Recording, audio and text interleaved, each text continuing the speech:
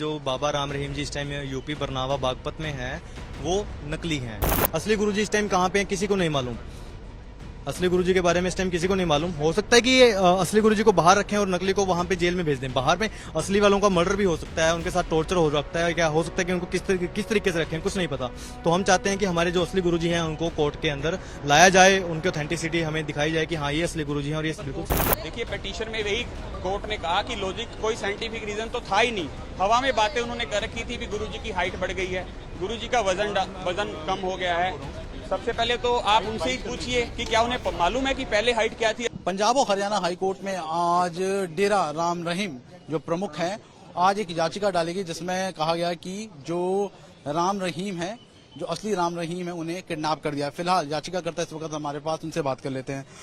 अशोक जी, क्या याचिका डाली गई थी पंजाब और हरियाणा हाईकोर्ट में?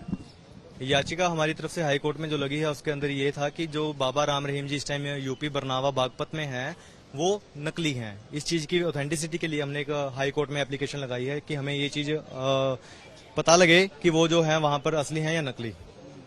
जी नहीं, क्या आपके पास क्या ऐसी चीजें थी, क्या सबूत थे जिसके बिहाफ पर आपने कहा कि जो बाहर पैरोल पर बाबा आए हैं वो नकली है और असली है, उनको अबडक्ट कर दिया, किडनैप कर दिया है? 17 जून के बाद जो भी इनको पैरोल मिली है, पैरोल पे आने के बाद इनके लाइव वीडियोस आए हैं संगत के अंदर, ये खुद भी फिजिकली मिल रहे हैं संगत को।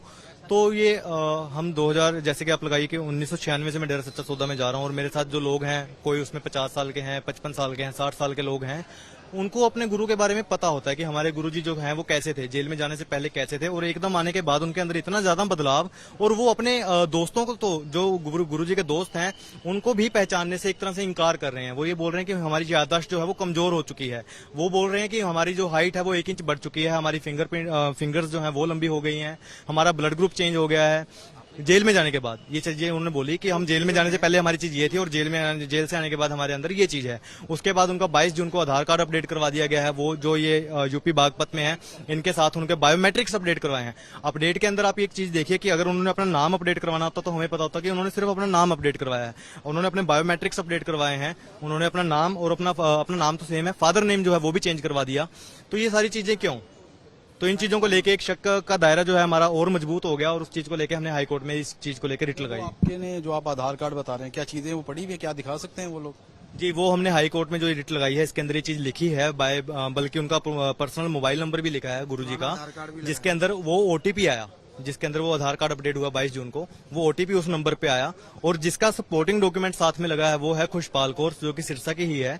उन्होंने उसमें एक सपोर्टिंग डॉक्यूमेंट लगा, वो हमने रिट के अंदर पूरा बाय नेम लिखा है। अगर हमारे पास उस चीज का एविडेंस ना होता तो हम बाय नेम ना लिखते, हम कह सकते थे कि कोई भी सपोर्टिंग डॉक्यूमेंट लगा, पर हमने बाय नेम खुशपाल कौर का नाम लिख के लिखा है कि सपोर्टिंग डॉक्यूमेंट जो है वो खुशपाल कौर का लगा है। इस नंबर के ऊपर ओटीपी आया है और आधार कार्ड अपडेट करवाया गया है। तो ये चीजें हो रही हैं, इतने बड़े लेवल पे स्कैंडल हो रहा है। हम देश में रहते हैं तो हम चाहते हैं कि हाई कोर्ट के थ्रू लोगों की आंखें खुलें, पर ये एक तरह से 6 करोड़ लोगों के साथ और पूरी गवर्नमेंट के साथ एक तरह से छलावा हो रहा है, उनकी आंखों में धूल झोंकी जा रही है। असली गुरुजी इस टाइम कहाँ पे हैं किसी को नहीं मालूम। असली गुरुजी के बारे में इस टाइम किसी को नहीं मालूम। हो सकता है कि ये असली गुरुजी को बाहर रखें और नकली को वहां पे जेल में भेज दें। बाहर में असली वालों का मर्डर भी हो सकता है, उनके साथ टॉर्चर हो सकता है, क्या हो सकता है कि उनको किस तरीके से रखें, कुछ नहीं पता। तो हम चाहते हैं कि हमारे जो असली गुरुजी हैं उनको कोर्ट के अंदर लाया जाए, उनकी ऑथेंटिसिटी हमें दिखाई जाए कि हाँ ये असली गुरुजी हैं और ये बिल्कुल सही। याचिका को खारिज कर दिया कोर्ट ने याचिका खारिज की है। कोर्ट क्योंकि हमारी एप्लीकेशन को सुनने को तैयार ही नहीं था। उन्होंने हमें शुरू में आते ही ये बात बोली कि शायद आप साइफाई मूवीज देखते हैं इसलिए आपको लगता है कि ये चीज हुई है, पर ये चीज बिल्कुल नहीं है। हम ये चीज मीडिया के सामने आज रख रहे हैं और हम ये दुनिया के अंदर ये चीज दिखाएंगे कि यूपी बागपत में जो हो रहा है वो एक तरह से 420 हो रही है। ये ड्रामा है, ये नकली है। तो ये थे हमारे साथ राम रहीम के जिन्होंने याचिका डाली थी। साफ तौर पे कहना है कि जो राम रहीम है बाहर है वो नकली है, और फिलहाल आज इस पूरे मामले में पंजाब और हरियाणा कोर्ट ने याचिका को खारिज कर दिया। आज जो ये कुछ असामाजिक तत्वों द्वारा ये याचिका हाई कोर्ट में दायर की गई थी, उनका ये कहना था कि जो बरनावा आश्रम यूपी में पैरोल पर गुरुजी बाहर आए हैं वो गुरुजी राम रहीम जी असली नहीं है, और आज उस पर ही कोर्ट में सुनवाई हुई। उससे पहले मैं आपको थोड़ा सा एक बात बताना चाहूंगा। 2019 में भी इन्हीं लोगों ने एक याचिका दायर की थी हाई कोर्ट के अंदर। उस हाई कोर्ट की याचिका में उस समय भी इन्होंने ये आरोप लगाए थे कि भी जो सुनारिया जेल में पूज्य गुरुजी संत गुरमीत राम रहीम सिंह जी इंसा जी हैं, उनकी जान को खतरा है। लेकिन जब हाई कोर्ट में ये याचिका दायर हुई तो हाई कोर्ट ने ये इंक्वायरी रोहतक सेशन जज को मार्क की। रोहतक के सेशन जज साहब सुनारिया जेल में पूज्य गुरुजी को मिलकर आए। वहां पर पूज्य गुरुजी ने इनको जानने से भी मना किया कि हम इस नाम के किसी व्यक्ति को नहीं जानते हैं। और पूरी जांच हुई और जांच में ये पाया गया कि जो ये पिटीशन इनके द्वारा लगाई गई है ये सिर्फ और सिर्फ कोर्ट का समय टाइम वेस्ट करने के लिए और एक फ्रिवलेस पिटीशन है जो ये लगाई गई है। तो रोहतक सेशन जज की तरफ से जब यहाँ हाई कोर्ट में वो रिपोर्ट सबमिट हुई उसके आधार पर हाई कोर्ट ने इनको 50,000 रुपए जुर्माना लगाया था। सेम उन्हीं लोगों द्वारा उसी ग्रुप के द्वारा आज फिर ये पिटीशन यहाँ दायर की गई। उसी ऑर्डर के तहत आज फिर कोर्ट ने ये कहा कि ये एक फ्रिवलेस पिटीशन है, आप कोर्ट का समय बर्बाद कर रहे हैं। वो उनकी पर्सनल लाइफ है, अगर उन्होंने कोई अपना वेट लूज कर रहा है या कुछ है उसमें आपको कोई लेना देना नहीं होना चाहिए। तो आज ये सुनवाई करते हुए कोर्ट ने उनको फटकार भी लगाई और विद कॉस्ट इस पिटीशन को याचिका को डिसमिस किया गया है। देखिए पिटीशन में वही कोर्ट ने कहा कि लॉजिक कोई साइंटिफिक रीजन तो था ही नहीं, हवा में बातें उन्होंने कर रखी थी कि गुरुजी की हाइट बढ़ गई है, गुरुजी का वजन कम हो गया है। सबसे पहले तो आप उनसे ही पूछिए कि क्या उन्हें मालूम है कि पहले हाइट क्या थी अब हाइट क्या है।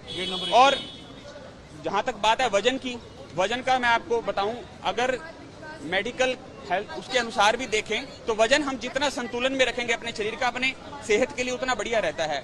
आज मेरा सपोज अगर मेरा 75 kg मेरा वजन है, अगर मैंने अपनी हेल्थ के लिए 2-4 किलो वेट अगर मैं अपना लूज कर लेता हूं, इसका मतलब क्या मैं जितेंद्र खुराना नहीं हूं? ये सिर्फ और सिर्फ मात्र गुमराह करने के लिए लोगों को, साथ संगत को, तो इसीलिए ये ऐसा किया जा रहा है, गहरी साजिशों को अंजाम देना चाह रहे हैं। और आपके चैनल के माध्यम से हम डेरा सच्चा सौदा की समझ साथ संगत को और समझ समाज को भी ये कहना चाहेंगे कि इस तरह की अफवाहों में आपने नहीं आना है। पूज्य गुरु संत गुरमीत राम रहीम सिंह जी इंसा 30 दिन की पैरोल अवधि के दौरान बरनावा आश्रम यूपी में है और आज भी वो वहीं पर ही है मौजूद है।